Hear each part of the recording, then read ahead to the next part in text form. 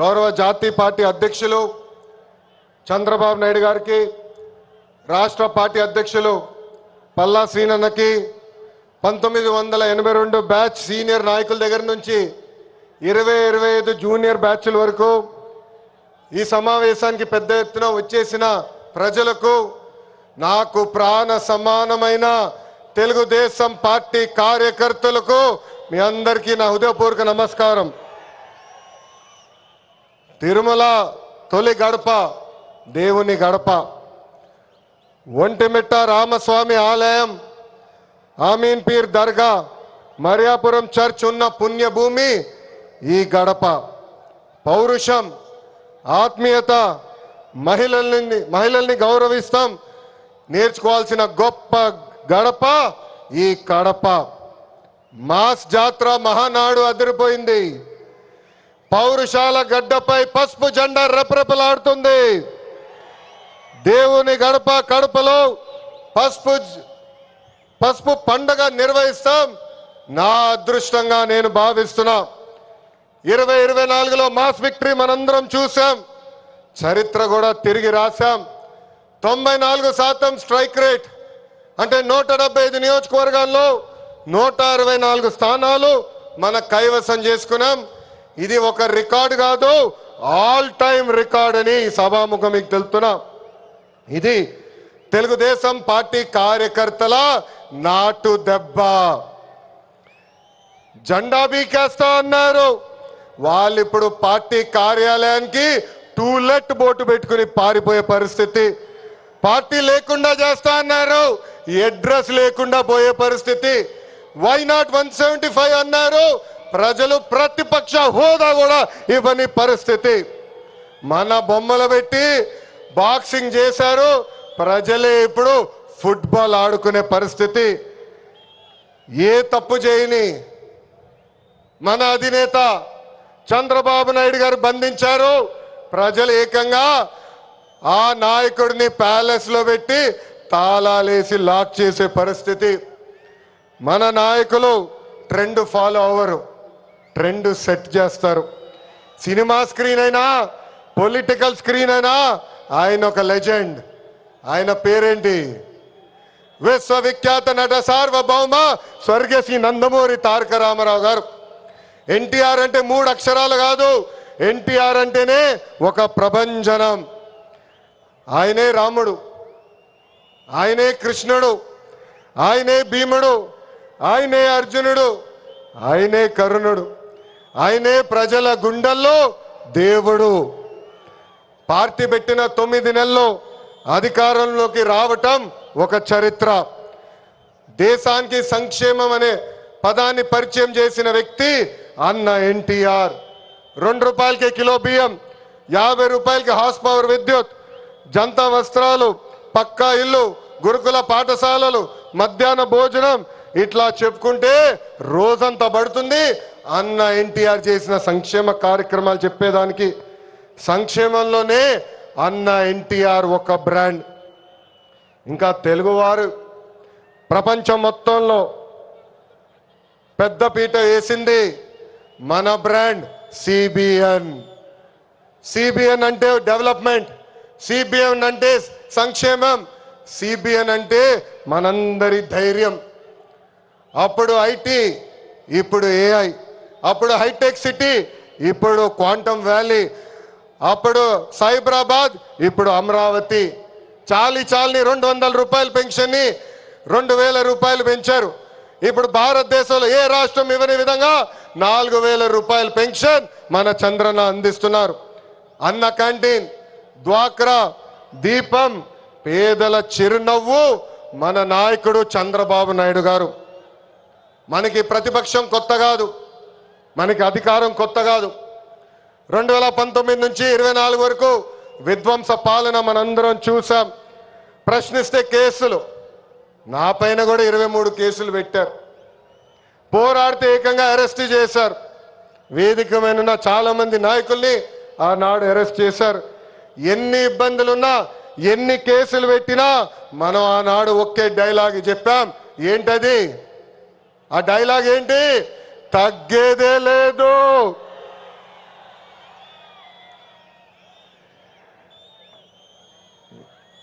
మనందరం చూసాం.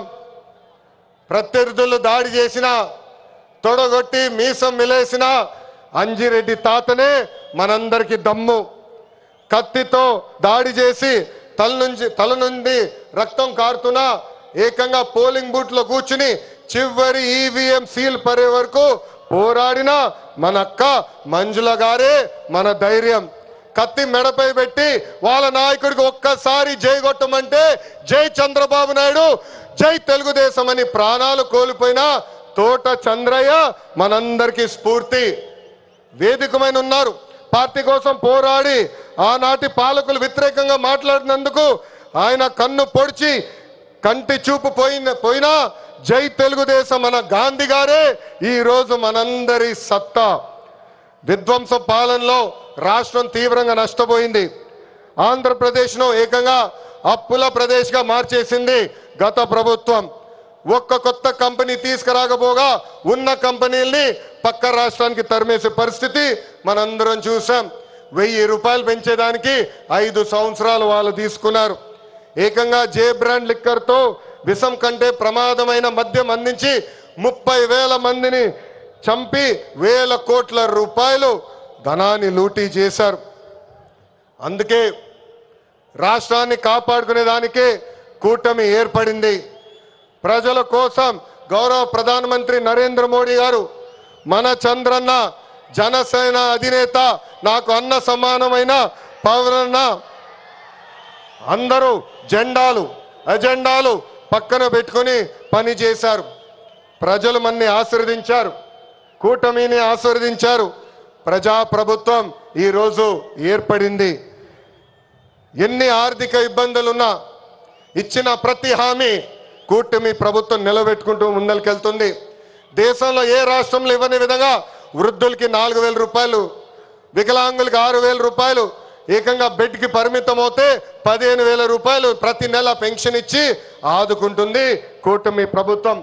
దీపం పథకం కింద ప్రతి ఏటా ఉచితంగా 3 గ్యాస్ సిలిండర్లు కూడా మన ప్రభుత్వం అందజేస్తుంది. ఇంకా అన్న క్యాంటీన్లు కూడా తిరిగి ప్రారంభించాం. ఇంకా జూన్ మాసంలోనే తల్లికి వందనం కూడా మన ప్రభుత్వం ఇవ్వబోతుంది. అన్నదాత సుఖీభవ త్వరలో అమలు చేస్తున్నాం. ఆగస్ట్ 15 నుంచి మా అక్క చెల్లెలు, పెద్దమ్మ, చిన్నమ్మలు ఆర్టీసీ బస్సులో ఉచితంగా కూడా ప్రయాణించే హక్కు మన ప్రభుత్వం కల్పించబోతుంది. ఇంకా 16,347 పోస్టులతో మెగా డిఎస్సి మనం ప్రకటించుకున్నాం. జూన్ మాసంలో ఎగ్జామ్స్ నిర్వహించి ఏకంగా వచ్చే అకాడమిక్ ఇయర్కి ఉపాధ్యాయుల్ని కూడా పొజిషన్ చేస్తాం. పోయిన ఎన్నికల్లో ప్రభుత్వ ఉద్యోగస్తులందరూ కూటమి ప్రభుత్వానికి సహకరించారు. ప్రతి నెల 1వ తారీఖు నాడు వాళ్ళ జీతాలు ప్రభుత్వం చెల్లిస్తుంది. వాళ్ళకి అనేక సమస్యలు ఉన్నాయి. ఆ సమస్యలన్నీ కూడా ఒక పద్ధతి ప్రకారం కూటమి ప్రభుత్వం పరిష్కరిస్తుందని ఈ సభాముఖం వాళ్ళందరికీ తెలుపుతున్నాం. అభివృద్ధి వికేంద్రీకరణ అనేది మన ఎజెండా. మిషన్ రాయలసీమ అన్నాడు నేను ప్రకటించా. ఆ మిషన్ రాయలసీమ అమలు చేసడానికి ఈరోజు మన ప్రభుత్వం పనిచేస్తుంది. రాయలసీమను ఒక automotive, electronics, renewable energy, horticulture హబ్గా తీర్చిదిద్దుతున్నాము. ప్రకాశం జిల్లాలో రిలయన్స్ సిబిజీ ప్లాంట్స్ ఏర్పాటు చేస్తున్నాం. ఉభయ గోదావరి జిల్లాలో పెద్ద ఎత్తున ఆక్వాని ప్రోత్సహిస్తున్నాం. ఏకంగా ఉత్తరాంధ్రలో ఐటీ, ఫార్మా, మెడికల్ ఎక్విప్మెంట్ తయారీ, ఏకంగా భారతదేశంలోనే అతిపెద్ద స్టీల్ ప్లాంట్ ఆసిలర్ మిత్తల్ ప్లాంట్ కూడా మనం తీసుకొస్తాం జరిగింది. గడిచిన 11 నెలల్లో 8.5 లక్షల కోట్ల విలువైన పెట్టుబడి, తద్వారా 6 లక్షల మందికి ఉద్యోగాలు కల్పించే దిశగా మన ప్రభుత్వం ఒప్పందాలు కుదుర్చుకుంది. ఇంకా తెలుగుదేశం పార్టీలో మా కార్యకర్తలే అధినేత. దేశంలో ఏ పార్టీ ఇవ్వని గౌరవం తెలుగుదేశం పార్టీ కార్యకర్తలకి ఇస్తుంది. దేశంలో ఏ పార్టీకి 1 కోటి మంది సభ్యులు లేరు. అదే మన పసుపు జెండా పవర్, అదే ఈ పసుపు సైన్యం పవర్. సభ్యత్వంలో కూడా ఎవరు మన రికార్డు బద్దలగొట్టే పరిస్థితుల్లో లేరు. ఈరోజు 5 లక్షల ప్రమాద బీమా అందిస్తున్నాం. ఫ్యాక్షన్లో ఎవరైనా చనిపోతే వాళ్ళ బిడ్డల ఫ్యాక్షన్లోకి వెళ్లకుండా ఎన్టీఆర్ మోడల్ స్కూల్లో మన నాయకుడు చంద్రబాబు నాయుడు గారు ఈరోజు చదివిస్తాం జరుగుతుంది. విద్య, వైద్యం, స్వయం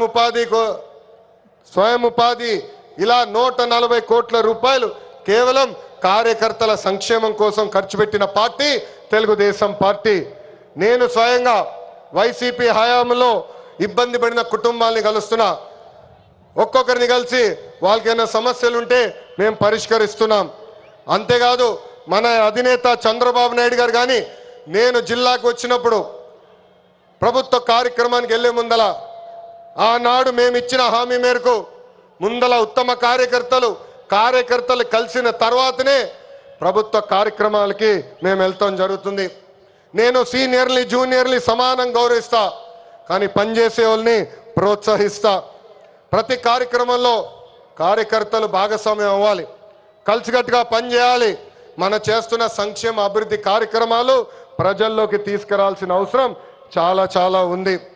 ఇక్కడున్న ఎంతోమంది మన అధ్యక్షుడు వారు చంద్రబాబు నాయుడు గారిని కలిశారు, నన్ను కూడా కలిశారు.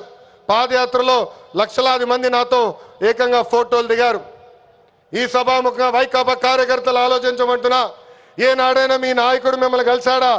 ఏనాడైనా మీ నాయకుడు మీతో ఫోటో దిగారా? అధికారంలో ఎందుకు ఇప్పుడు ప్రతిపక్షంలో కూడా తాడేపల్లి కొంపకెళ్తే no entry, palace doors closed అని చెప్పే పరిస్థితికి వచ్చారు. గౌరవ ముఖ్యమంత్రి చంద్రబాబు నాయుడు గారు, గౌరవ ఉప ముఖ్యమంత్రి పవన్ అన్న కలిసి రాష్ట్రాన్ని అన్ని రకాలుగా అభివృద్ధి చేస్తున్నారు. గౌరవ ప్రధానమంత్రి గారు రాష్ట్రానికి పూర్తిగా సహకారం అందిస్తున్నారు. ఏకంగా ఆంధ్ర రాష్ట్ర ప్రజలు కోరిన అన్ని కోరికలు ఈరోజు గౌరవ ప్రధానమంత్రి గారు తీర్చుతున్నారు. దానికి కారణం ఒకటే, మొన్న జరిగిన ఎన్నికల్లో 25 స్థానాల్లో ఎప్పుడైతే కూటమి పార్లమెంట్ 25 స్థానాల్లో కూటమి ఎప్పుడైతే 21 స్థానాలు గెలిచిందో, ఎస్ ఆంధ్ర రాష్ట్రం ఇప్పుడు ఎన్డీఏ వెనకుంది, ఆంధ్ర రాష్ట్రం ఎన్డీఏకి కట్టుబడి ఉంది. అందుకే ఆంధ్ర రాష్ట్రానికి నేను అన్ని చేస్తానని అడుగు వేశారు మన గౌరవ ప్రధానమంత్రి నరేంద్ర మోడీ గారు. ఇప్పుడు మనం చేయాల్సింది ఒకటి ఉంది, ప్రజలకు దగ్గర అవ్వాలి. అహంకారం, ఈగో పక్కన పెట్టుకోవాలి. అహంకారం ఉంటే ఏమవుతుందో మనందరం చూసాం. 151 సీట్లు ఏమైంది? 151 సీట్లు ఏమైంది? 11 అయ్యాయి. అందుకే నేలపై ఉండాలి, ప్రజలకు సేవ చేయాలి. అధికారంలో ఉన్న ప్రతిపక్షంలో ఉన్నట్టు మనం అందరం వ్యవహరించాలి. చిన్న కుటుంబంలోనే సమస్యలు ఉంటాయి. 3 పార్టీలు కలిసినప్పుడు చిన్న సమస్యలు రావటం సహజమే. ఈగోలు పక్కన పెట్టండి, అందరం కలిసి పనిచేద్దాం. విడాకులు, మిస్ఫైర్లు, క్రాస్ ఫైర్లు ఎట్టి పరిస్థితుల్లో జరిగేదానికి లేదని ఈ సభాముఖ కార్యకర్తలందరికీ నేను తెలుపుతున్నా. ఈ మహానాడు వేదికగా ఒక ముఖ్యమైన విషయం ఆంధ్ర రాష్ట్ర ప్రజలకి నేను చెప్పదలుచుకున్నా. ప్రభుత్వ కొనసాగింపు చాలా చాలా అవసరం. ఒక రాష్ట్రం అభివృద్ధి చెందాలంటే ప్రభుత్వం కొనసాగించాల్సిన అవసరం చాలా ముఖ్యం. 2014లో కట్టుబట్టలతో మన ప్రయాణం ప్రారంభించాం. 2014 నుంచి 19 వరకు సంక్షేమ అభివృద్ధి జోడి ఎద్దుల బండిలాగా మనం నడిపించాం. 2019లో విధ్వంస పాలన వచ్చింది, విధ్వంస ప్రభుత్వం వచ్చింది, ఒక సైకో ముఖ్యమంత్రి అయ్యాడు. దానివల్ల ఆంధ్ర రాష్ట్రం 30 సంవత్సరాలు వెనక్కిపోయింది. ఆంధ్ర రాష్ట్రం చాలా ఇబ్బంది పడింది. ఒక్కసారి ఆంధ్ర రాష్ట్ర ప్రజలు ఆలోచించాలా. గుజరాత్లో బీజేపీ వరుసగా 7 సార్లు గెలిచింది. ప్రభుత్వ కొనసాగింపు వల్ల ఈరోజు గుజరాత్లో అన్ని రంగాల్లో వాళ్ళు అగ్రస్థానంలో ఉన్నారు. అంతెందుకు, మొన్నటి వరకు మన వెనకాల ఉన్న ఒరిస్సా రాష్ట్రంలో కూడా బిజు జనతాదళ్ వరుసగా 5 సార్లు గెలిచింది. ప్రభుత్వ కొనసాగింపు వలన వాళ్ళు కూడా కొన్ని రంగాల్లో ఆంధ్ర రాష్ట్రాన్ని దాటి ముందరికెళ్లే పరిస్థితి. ఉమ్మడి రాష్ట్రంలో తెలుగుదేశం పార్టీ ఒకసారి వరుసగా గెలిచింది. మనందరం చూసాం ఆనాడు ఆంధ్ర రాష్ట్రం ఎలా అభివృద్ధి చెందిందో. అందుకే ప్రభుత్వ కొనసాగింపు చాలా చాలా ముఖ్యం. దీని గురించి రాష్ట్ర ప్రజలందరికీ తెలియజేయాల్సిన బాధ్యత ప్రతి పసుపు సైనికుడి పైన ఉందని ఈ సభాముఖంగా కోరుకుంటున్నా. ప్రభుత్వ కొనసాగింపు ఉంటేనే పెట్టుబడులు వస్తాయి, పెట్టుబడులు వస్తేనే నిరుద్యోగ యువకులకి పెద్ద ఎత్తున ఉద్యోగాలు కల్పించే అవకాశం మనందరికీ దక్కుతుంది. నేను ఈరోజు దేవుని గడప సాక్షిగా రాయలసీమ ప్రజల్ని కొన్ని ప్రశ్నలు అడగాలనుకుంటున్నా. రెడీనా? రెడీనా? తల్లిని చెల్లిని మెడబట్టుకుని బయటికి గంటేసింది ఎవరు? ఎవరు? సొంత బాబాయిని లేపేసింది ఎవరు? జే బ్రాండ్లు అమ్మి పేదల రక్తం దాగింది ఎవరు? బల్ల కింద ఉన్న ఎర్ర బటన్ నొక్కి ప్రజల్ని బాధింది ఎవరు? అందరూ ఎర్ర బుక్కు అని ఏడుస్తున్నారు. ఎందుకయ్యా అంత ఏడుపు? నేను ఆనాడు చెప్పింది ఏంటి? ఎవరైతే చట్టాన్ని ఉల్లంఘించి ప్రజల్ని కార్యకర్తలు ఇబ్బంది పెట్టారో చట్టపరంగా వాళ్ళపైన యాక్షన్ తీసుకుంటానని నేను చెప్పా. ఈరోజు ఎర్ర బుక్కు కాదు కదా, ఎర్ర రంగు చూస్తేనే వణికిపోయే పరిస్థితి వస్తుంది.